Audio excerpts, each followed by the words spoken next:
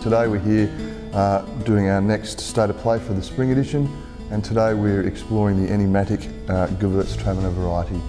Today joining us we have Jeremy from Gewurztraminer and Michelle from Cassegrain. We're going to be looking at 23 wines, first of all judged under show conditions, and then we're going to be taking the top wines and judging them with food. What do you think about Gewurztraminer in Australia? I guess Gewurz is one of the most misunderstood varieties. People often think Gewurz is going to be sweet. I guess that's a hangover from the 70s and 80s.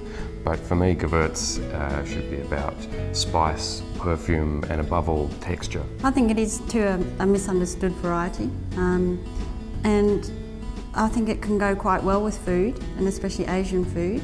But don't limit it to Asian food. So today I'm hoping we find, at least out of these 25, maybe 10 or so that are quite different, maybe from the spicy sort of spectrum that can go with the spicier, hotter Asian foods.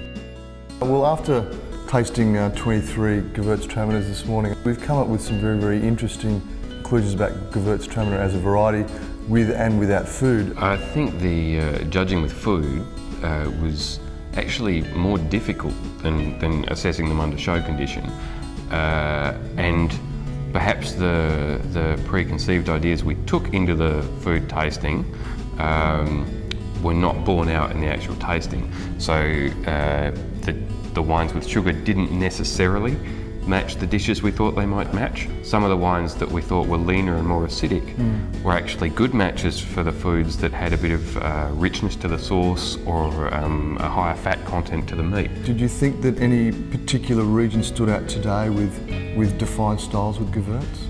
From memory, the cooler regions stacked up pretty well because they tended to have texture and acidity. But there was at least one standout wine from one of the warmer inland regions as well, which surprised me. I think the hard thing in differentiating in style with Gewurz is explaining the style to the consumer. When the consumer doesn't necessarily understand the variety or the varietal characters to start with, and then we confuse that even further by making a bunch of different styles and they're all called Gewurztraminer. How does somebody know when they go to the liquor store shelf whether it's sweet, whether it's dry, whether it's a richly textured wine, whether it's tight and lean and crisp and more Riesling-like? I think that there's room for every style. Absolutely. But how we communicate what style we make is the real challenge.